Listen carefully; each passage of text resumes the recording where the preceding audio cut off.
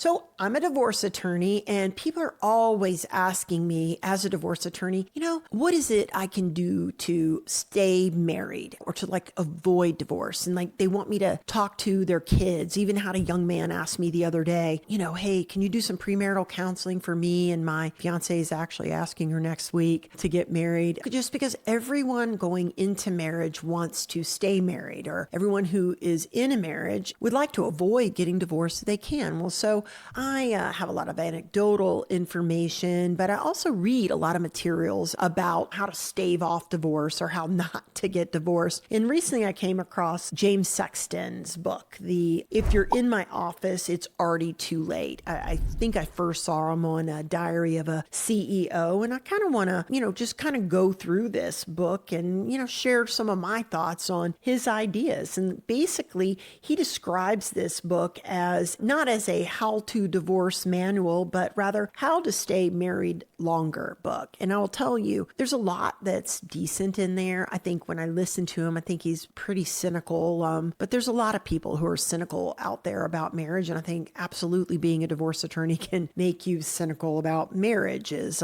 for sure, especially when you have repeat customers. There is just a serious fundamental flaw with this book, or with the premise of the book, that I'll share with you later. But first, I want to kind of go through the key ideas and themes. First, it's what is the problem to which marriage is a solution? And when I heard that, I was like, bro, you got to be kidding me. Because the big question opens with this idea. You think that marriage is going to solve any problems.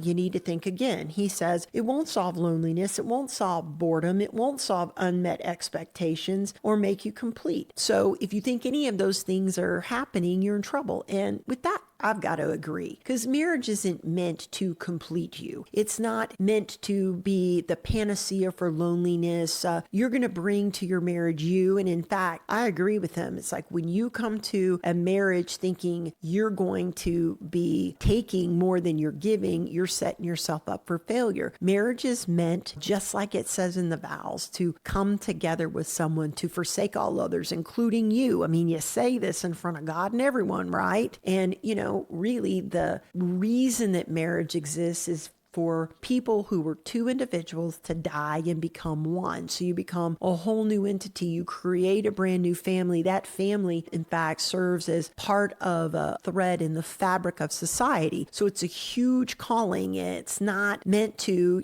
just make you happy. Although I will say that, joy in the Bible is synonymous with happiness, and that comes with having a deep, abiding purpose. We're on the same page when it comes to that idea. The solution to which the problem that marriage solves is the relational one, that we were meant and designed for relationship beyond ourselves. And in marriage, because we make a covenant, it's not like a friendship that you can move in and out of. It's not even a like family relationship that you didn't choose. It is a relationship of your choosing that you promise to be a part of, that you commit to. And if you honor that commitment until death do you part, you're going to have to die, and you're going to have to become the best version of yourself to have anything that assimilates success in that union. Secondarily, he says, communication or the lack thereof is most often the root cause. I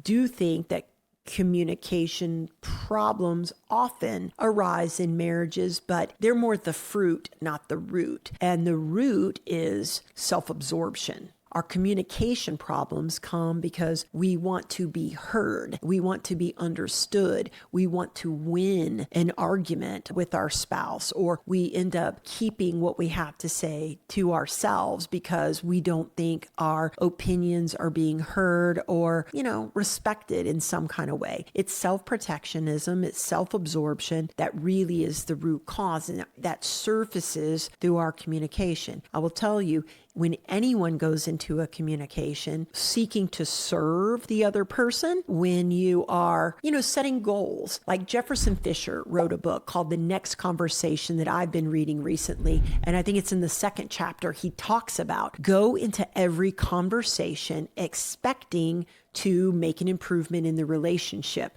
And in fact, each conversation should be looking forward to the next conversation in terms of our goals. We shouldn't expect a single conversation to ever define a relationship, but should go into every single one with a goal to increase our closeness, our respect, to deepen our bond with the person we're talking to, primarily through hearing them, understanding them, which of course opens the door, to them hearing us. Okay, next, he reverse engineers divorce cases to learn what not to do and says that early warning signs are infidelity. Okay, so infidelity is an early warning sign. I mean, here's your sign. If you have been taking divorce advice from a guy who says it's an early warning sign you've got problems when your spouse is cheating on you or slipping into other people's DMs or what have you, and that's the best we can do, guys, no. You got to back that truck way, way, way up. An early warning sign would be, things like contempt, like being fussy with one another. When you're not on the same page a little bit, or y'all just aren't talking with each other the same way anymore. And again, this may go back to that communication. It's not the communication that leads to divorce. It's a sign that there's a root problem in your marriage, and it's probably that your spouse isn't getting their needs met in your marriage. Now, we can go back and forth all day long as to, is it my job to, meet my spouse's needs, and I can't make anybody happy other than myself, and this, and that. It is your job to concern yourself with whether or not your spouse's needs are met. I'm just going to put that out there. And I get this, I'm only responsible for my happiness and he's not responsible for my happiness. Well, I think we've got some stuff twisted here, okay? It isn't my husband's responsibility for my reaction to something he does. If he says something, how I react to it is my responsibility. How I feel about it is a concern for him. So for instance, if he says something to me that causes a feeling of criticism, and I say to him, when you said this, the emotion I felt was criticism. Okay. And he goes, well, that's not my problem. That's not my fault. Your feelings belong to you, and you're on your own with that, sister. Well, we wouldn't even keep a friend that talked to us that way. Heck, I wouldn't even want to live next to a neighbor who gave that little a crap how I felt about something. Yet, aren't we doing this in our marriages, if not explicitly, at least impliedly all the time? We become callous towards our spouse's needs. And so, in that scenario, let's just play this out. He may not be responsible for it, okay? Because the reason I feel that way could have a lot of different origins, okay? Maybe I was criticized a lot when I was a kid. Maybe we've had this pattern where he's, spoken to me in this way, and it's just starting to feel like there's something more to what he says. If both of us come to the table with a responsibility toward meeting one another's needs, he's going to wonder, well, what about that made you criticize? Where's the root of that feeling of criticism? Because I'm going to tell you, even with my kid, and I think it's the easiest to connect with if you do have a kid, or if you don't have a kid, think of your dog. Think of your best friend. Do you want your dog to feel criticized? Do you want your best friend to feel criticized? Do you want your kid to feel criticized? Think about how that feels for you when you're feeling criticized. Do we really want anybody to feel criticized? And the only reason that we would throw up a blockade when someone told us something like that is because we are overly identifying what they're feeling or blaming ourselves for that feeling, even if they're not. So when you get into a marriage and you start to take mutual ownership for one another's needs, there becomes an ease of going back and forth. And isn't that what happens when we first get into a relationship? We're all consumed with, how does the other person feel when I'm around them? Aren't we trying to make them feel special, heard, listened to, paid attention to? Partly because they're making making us feel so great, but really what we're doing is vibing off one another. And that's exactly the kind of thing that people are looking for when they're engaging in infidelity, which, my friend, is not an early sign that there's a problem. That's a very late sign that there's a problem. And in fact, when that's going on, that's one of the absolute number one reasons why someone is going into a divorce lawyer's office. Honesty, self-awareness, and staying engaged. That's what he says that you need to do, is emphasize knowing yourself, knowing what you need, and being open about it. Okay.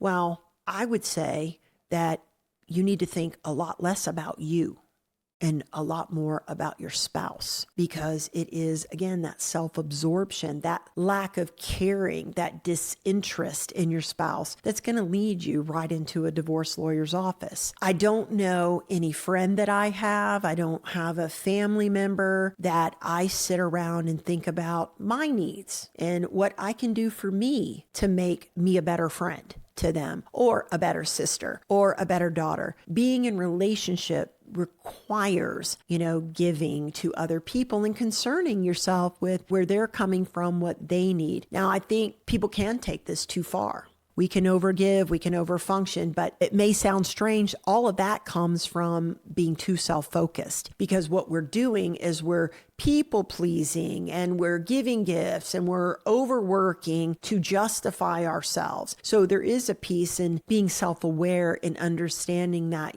you're okay, that your needs are going to be met and fulfilled most often by being in a reciprocal relationship where you give and you create an environment that allows those people to give back to you. You've heard it. If you want a friend, be a friend. If you want to be in a good marital relationship, then be a good spouse. That's what makes marriages tick and thrive. He also says repeatedly, waiting till things are too broken makes the repair far harder. Well, I will absolutely agree with that. If you're in a divorce lawyer's office, it probably is already too late. So let's not get there. And in order for you not to get there, I'm going to go back to the flawed premise I talked about in the beginning. He says that this book is meant to help people stay married longer. That has an implication that it's inevitable that it's going to end. And I will tell you, if you stand up before God and everyone and you promise to be with this person till death do you part, if you don't give yourself the emergency escape hatch, or worse yet, like some people do, they'll say, oh, this is marriage number 1 or 2, or this is my first wife, or kind of treat it as, a practice wife, second wives club, all of that. If you go into it with this is forever, divorce isn't an option. I'm going to have to figure this out. And you make sure on the front end that you've had the conversations and that you're matched with the right person. I've heard it said, the person you married is the number one decision you will make in your entire life. It impacts everything from your health to your wealth, most definitely to, how much you're going to enjoy your days. And if you both go into marriage in the first place, realizing that this is a covenant, and covenants cannot be broken. They can only be set aside by God himself. God hates divorce. He doesn't want divorces to be set aside. He makes certain allowances for that due to the treachery of people's heart. And you know what? Treachery, that's like betrayal. That's like the worst kind of way you can treat another person. If you've ever been betrayed in any small way, it's not just like laughing at you. It's not just stealing from you. It is literally like being a traitor, doing the worst possible thing you can do. The worst crime a person who is a United States citizen can commit is to be treacherous toward this country. So when you're thinking of the kinds of things that, God would allow people to walk out of a covenant relationship, it is nothing short than treachery. You don't want to be a traitor yourself, and you wouldn't want to have your spouse be a traitor. So if you go into a marriage making that clear and understood that like we're sticking with this. I'm your person. You're my person. That's what we're counting on. I care about you more than anyone else, including me, and I'm going to go with you to the mattresses. That's your ride or die. When you take that approach, there won't be any reason to ever come into my or any other divorce lawyer's office.